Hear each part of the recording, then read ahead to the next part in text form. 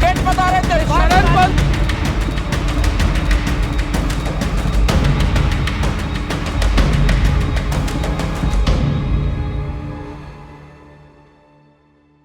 Dear Muslim brothers and sisters, Assalamualaikum.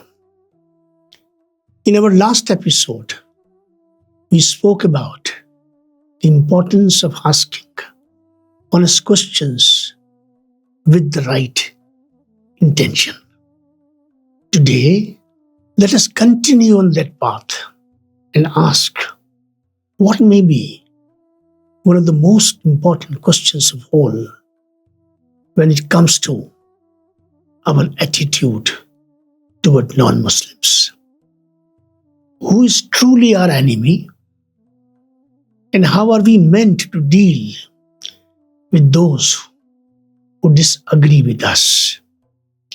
In my understanding, one of the most important lessons I have learned by the grace of Allah is this. Because many of us approach the Quran in a limited, selective, and incomplete way. We have developed ideas in our minds that do not truly belong to Islam. There is no doubt that the Quran speaks clearly and firmly about those who knowingly reject truth, oppress others, spread corruption, and dedicate themselves to hostility against justice and faith. And yes, such people exist even today. There are people who have little regard for human life. There are people driven by hatred, aggression, and cruelty. There are those who do not wish to listen and do not wish others to speak. They see no limits, no fairness, and no morality in their hostility. Such people are real, and denying that reality would be foolish. But the greater question is this: have we begun treating everyone who opposes us as if they belong to that category? Because in our selective understanding, we have reached a point where criticism feels like war, disagreement feels like hatred, and objection feels like enmity. Anything that challenges us is often seen as an attack. Anything that does not align with our view is treated with hostility. When a country refuses Muslim refugees, many instantly begin to hate its people. When an opposing political ideology rises, many dream only of defeating it. When a group criticizes Muslims, we quickly label them enemies. When questions are raised about verses of the Holy Quran or the life of the Prophet Muhammad sallallahu alaihi wasallam, many treat it as a personal insult rather than an invitation to explain, engage, and clarity.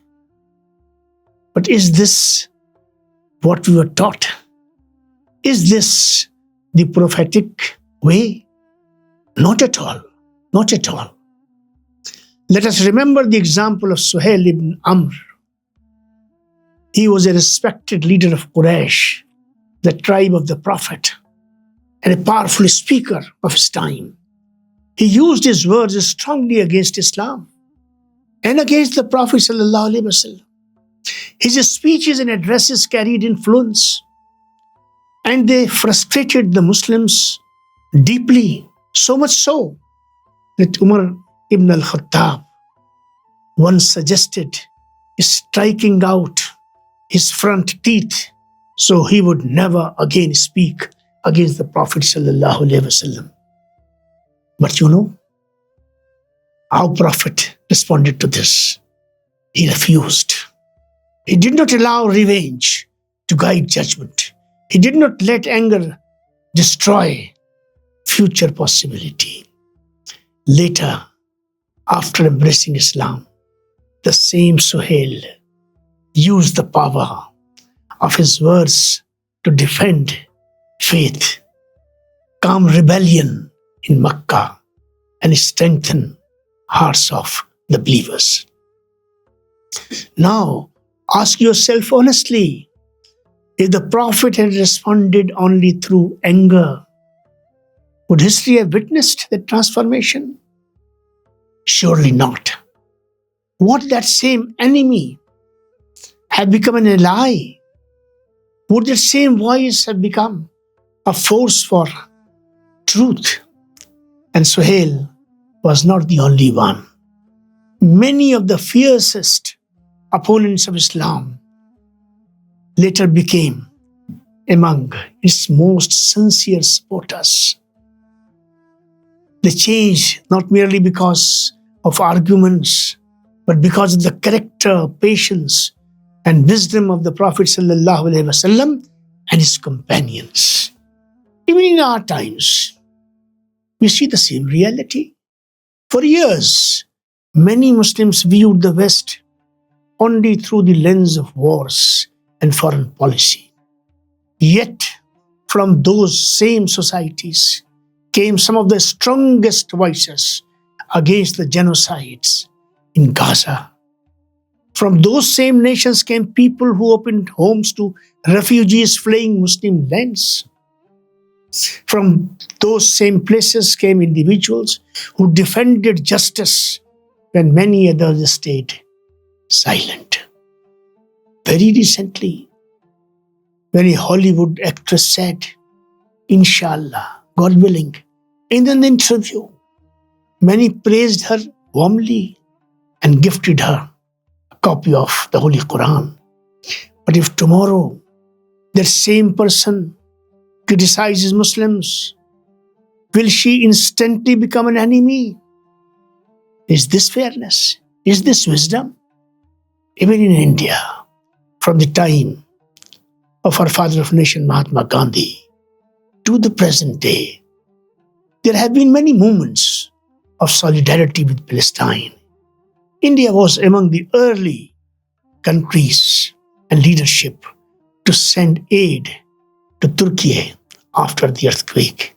Today, India is also one of the highest contributors of foreign investment to the United Arab Emirates. And yet, when hostility comes from one section of society, many hearts turn entirely bitter towards all.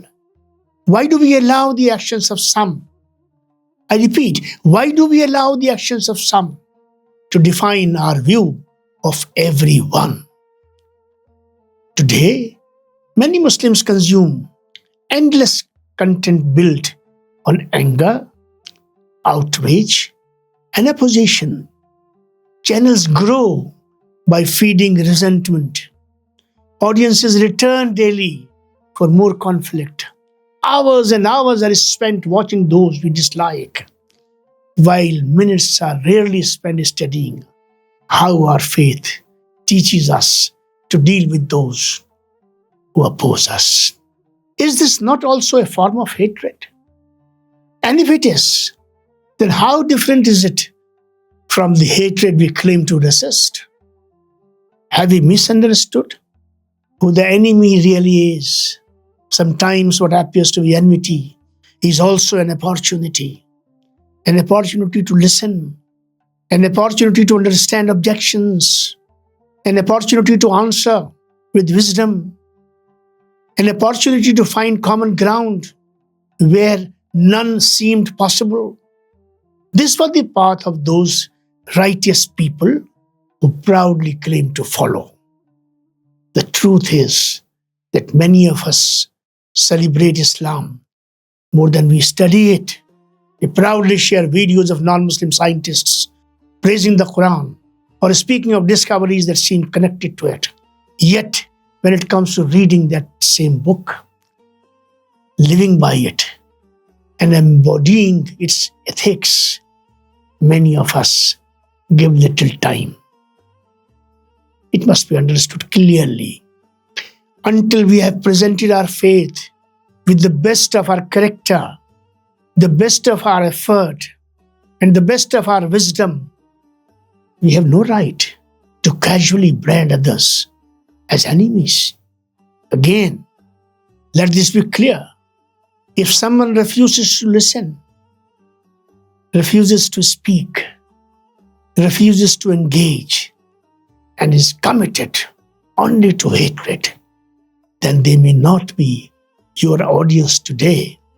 But anyone who asks questions, raises objections, disagrees with you, or challenges your beliefs, yet is still willing to listen, speak, and communicate, is not automatically your enemy. And until we understand this, we will remain trapped in a cycle of bitterness. I repeat, and until we understand this, we will remain trapped in a cycle of bitterness that consumes us from within, while also failing to remove the bitterness in others. The responsibility begins with us, and it begins first with us.